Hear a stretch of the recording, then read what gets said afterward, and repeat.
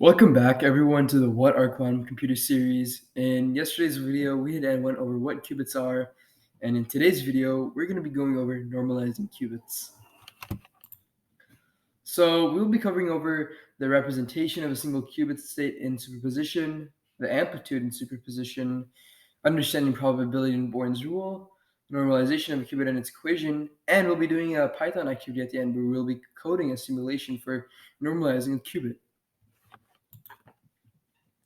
So how do we represent a single qubit state in superposition, right? Well, in our previous video, if you remember, when a state is of 0, the particle would be spinning upwards, but when the state is in 1, the particle would be spinning downwards. So while the qubit is in superposition, it would be in both states, right? And that superposition would be a combination of both states. And we would use linear combination variables of x and y to represent both states. So the state of a single qubit would just be x of 0 plus y of 1. Now, what is the amplitude in superposition, right? So by definition, an amplitude is a range of like property, right? You can kind of think of it as kind of like a magnitude, right? Or a distance. But basically, in this case, the amplitude is a range of the state. So this range slash amplitude can always vary. It's not a set number. So in this here of a qubit x of 0 plus y of 1, x and y represents the amplitudes of the superposition of 0 and 1. So now let's understand the probability and Born's rule. Now, even though a qubit is again in superposition of both states of 0 and 1, it is neither entirely 0 and neither entirely 1. Because as we said, both x and y can vary, right? So the amplitudes of x and y are actually directly related to the probabilities of measuring the state of x of 0 plus y of 1 in any qubit state. And knowing that x of 0 plus y of 1 is a qubit itself. And we call this relation between the amplitude and the qubit state Born's rule. Now, what is the probability of a qubit being in state 0? Well, that probability would be x squared. And the probability for the qubit being in state 1, that would also be y squared. So let's understand the normalization of a qubit and what its equation is, right? So the sum of all the probabilities of a possible state or states must be equal to 1, right? And now, fun fact, even though we might think that, oh, there can only be 2 states when we're trying to find out all the sum of the probabilities, there can actually be an infinite number of states, and the sum will still be equal to 1. So you can have 4 states, 5 states, 10,000 states, as many as you want, right? And with the sum being 1, there's a limit or a constraint on the size of x and y, right? And the quantum state is actually normalized if this limit or constraint is satisfied. So as a result, we would get this equation x squared plus y squared is equal to 1. All right, so we haven't done a coding activity in a while, so you know what, why not? Why don't we try to normalize a qubit, but in Python, right? Now that we understand the normalization of 2 states. And again, we will be using the main condition of x squared plus y squared equal to 1, right? And basically the whole point that we're going to be doing is we're going to be inputting complex numbers, and then we're going to be getting our x and our y. And in fact, we'll even test this to make sure that it's equal to 1 at the end. So we're going to go ahead to our Python IDE, Google Colab, and create a class with normalization. Now, don't worry if you don't understand what a class is or a method is. Again, we'll be going over what it is, so please don't sweat, all right? So until then, I will see you in an instant in Google Colab. All right, guys, so I'm here in my Python IDE, Google Colab, and let's get started. So first, we're going to import our NumPy library. Now, what is NumPy and what is a library? Well, Python libraries are a set of useful functions that eliminate the need for writing codes from scratch. These libraries can contain a bunch of code to help us programmers based on the program we're creating. So in this program, since we're trying to calculate and find the amplitudes of x and y in x squared plus y squared, we will need to use a library that has a bunch of math functions like square root or absolute value that we can use. This library will be NumPy, which has math functions stored for us to use, such as absolute value, square root, and many more. But in this program, we'll be just using absolute value and a square root function from NumPy. regardless, it is always nice to have NumPy imported, because in case if you do have a math aspect to your program, you don't really need to import it later on, right? So once we have imported NumPy, we just need to create a class for our program, right? So let me just import NumPy real quick. Yes, NP. Now you might be wondering what as NP means. Well, NP is just an alias for NumPy that we'll be using on later on to call the square root function and the absolute value function. All right. All right, so now what is a Python class, right? Well, we all know that Python is a object-oriented programming language and has almost everything in Python as an object with its properties and methods. And as a result, we can think of classes as a blueprint or a constructor for that object, right? And in our class, we will have code that we program. Now, once we write our code down, we can use the class to create an object, and we can do certain functions with that object. So, for example, we can create a class with the name of dog, right? Now, the main object at this point should be pretty obvious. It would be the dog, right? And then we can add in certain, variables, right? So let's say class dog, and then maybe we could say dog age equal to 3, right? So now we have created our class and everything. Now we can create an object using a constructor, right? So the format for a constructor to create an object from a class is just object name that you can choose is equal to class name and the parameters. Now here I don't have any functions defined here, so that's why we don't need a parameter, but in other scenarios we will most likely be using parameters. So here I'm just going to comment that. And in this case, our object name could just be, let's see, Shelby. Shelby, let's say, is our dog, right? And we'll have Shelby is equal to our class name, which is dog, and parentheses. Right. So now we can do any functions we want with the object Shelby, like let's say printing the variable dog age inside of the class, right? And to do that, we will be using the print function, right? So we'll be doing print, and then inside these brackets, we would type the object name, Shelby dot, and then Shelby dot variable name, which is dog age, because we're referencing the dog age, right? Right. So Shelby dot dog age, right? And the variable just refers to the variable being inside the class which the object was created for. So when we run this,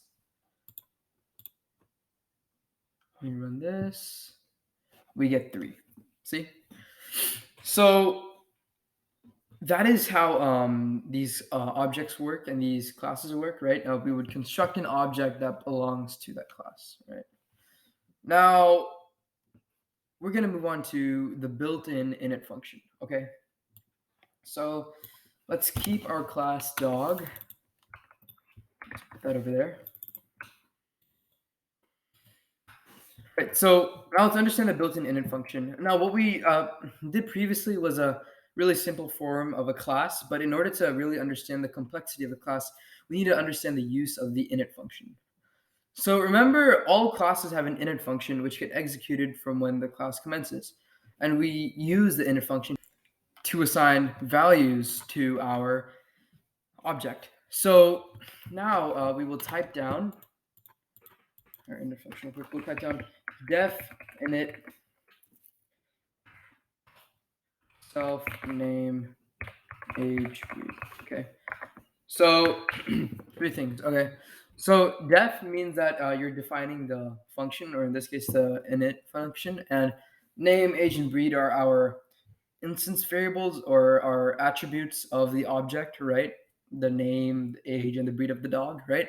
And self accesses variables belonging to that class, right? And also remember to put in a colon, right? Especially for functions, it's really important also for indentation, right?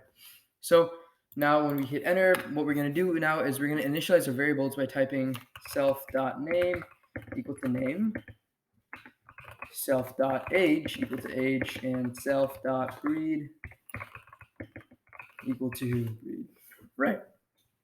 Now, it does not need to be self, right? It can also be a random variable, like let's say dog characteristics. Let's just say dog attributes, right? Right? Dog attributes. It could be that too, right?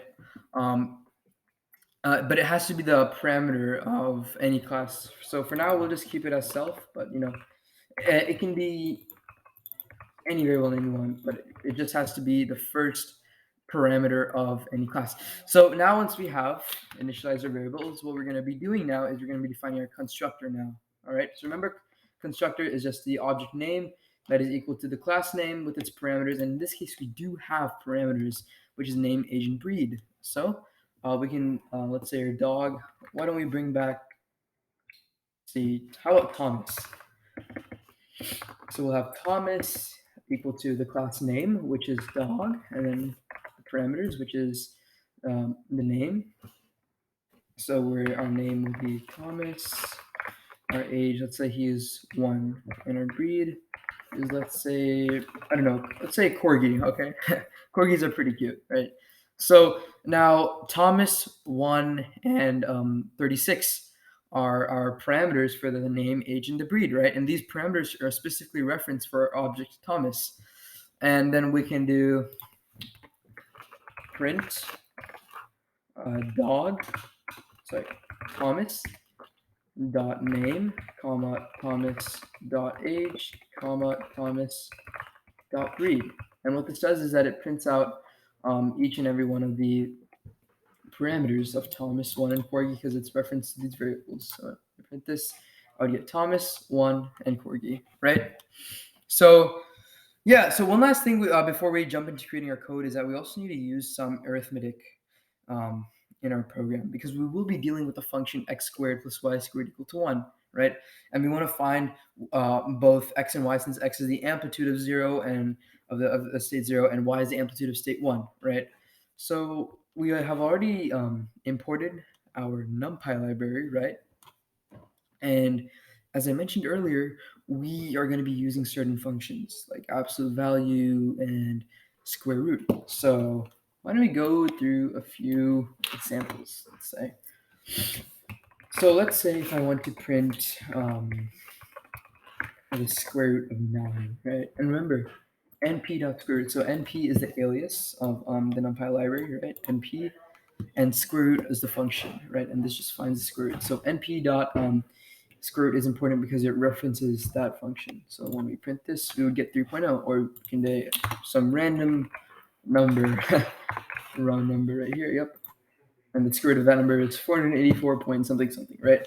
Now let's say if we wanted to use the absolute value, right? So let's say the absolute value of -10, right? They should return positive 10 since it's the absolute value, exactly. If it was just 10, it would also just return 10 since it's positive, right? So absolute value and square root are going to be really the main functions that we are going to be using, right? Especially for our math class, right? So unless we're going to jump into creating our qubit simulation for normalization, where we're going to be finding the amplitude of state 0, x, and the amplitude of state 1, which is y, and x squared plus y squared equal to 1. So here's what we're going to be doing. Just delete this. All right, so first we need to define our class. So our class, and the name can be Qubit, okay? Qubit, because that's what we're going to be focusing on, right? And now we're going to be making an init function for 2 variables, right? That we're going to initialize. We're going to need self, x, and y. Now, we need to take into account that x and y are going to be complex numbers, right? These are the numbers that we are going to be inputting in, okay, to get our states of x and y. So we'll just find that it's self.x is equal to x and self.y is equal to y. All right, now we have our x and y, and now we're going to be creating our normalization function, okay? So we're going to def normalize, and we're only going to have self in here because we still need to access our variables since we already have x and y, right? So one thing to note is that the absolute value, the reason we're using absolute value is because x and y can be a complex number with the possibility of it being negative, right? And it needs to be positive, right? So in here, the length would just be x squared plus y squared, right? So here would be np dot square root of dot absolute value of self dot x. It's literally just this x variable here, right? The power of 2 plus np dot abs of self dot y, which is just y, the power of 2. And then we just need an extra parentheses here. Oops, wait. Little tiny mistake here. It needs to be inside there. I just need to delete that. Yeah. So x, yeah, exactly. So now you might be wondering, oh my god, what is all of this mumbo jumbo here? Well, okay, this is simply just saying that length is equal to the square root of x squared plus y squared, right? Length being 1, right? So length is equal to square root of x squared plus y squared, and that's how we're going to find x and y, right? So then to actually get x and y, we're going to do self dot x, which is the amplitude of the 0 state, equal to self dot x divided by length. Yeah, divided by length, right? And it's the amplitude of the 0 state. So this is just what x is, right? And we'll do self dot y equal to self dot y divided by the length. Okay, so again, remember the length is just the square root of x squared plus y squared, okay? So that's what we're going to be dividing x and y by. If you do the math, that's what it comes out to, right? So amplitude of one state, or state of one, right? Okay, so now we have our x and y, but now we need to define our constructor, right, our object, to actually produce our values of x and y. So let's say we can have q1 equal to the class name, which is qubit, and our complex numbers, which are our parameters, right? So we can just have, any complex number. We can have, I don't know, 3 point some decimal points, and let's say 9 point some decimal points, right? These are some really complex numbers, right? And then we'll have print, right? q1 dot x comma q1 dot y, right? So first, this is just going to print out 3.12876 and our y value, which is 9.183 blah, blah, blah. I'm not going to read the whole thing, but yes. So it's just going to print out these two complex numbers first to just show what they are, and then we're going to be using our normalize function where we normalize the equation and find what x and y is, both amplitudes, right? So for that, we'll do q1 dot normalize, and normalize doesn't have any parameters except for self, which is just to access the variables. So we'll just have it as it is, and we're just going to print q1 dot x comma q1 dot y. Oops, that's supposed to be a dot. And boom, exactly. So if we print this out, we have 2.18276. So this is our x, and this is our y, and then our actually, this is our complex number of our variable x and complex number of our variable y, and then our actual x and y. The state of 0 is this number right here, and the state of 1 is this number right here. And then we know that x squared plus y squared is supposed to equal to 1, right? So how do we prove that this equation is true here with these two x and y amplitudes? Well, we can just simply do print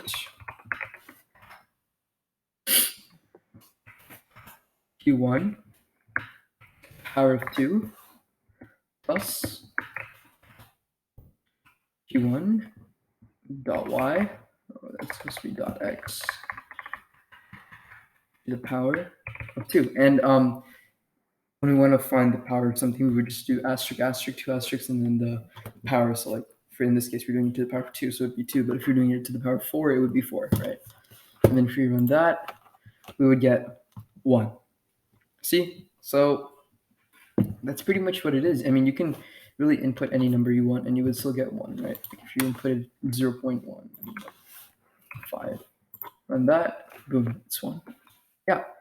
So again, ladies and gentlemen, that really sums up our normalization topic today for our qubits. And even though this might have been a little intense, I hope everyone sort of understood the concept. It's fine if you didn't fully understand it.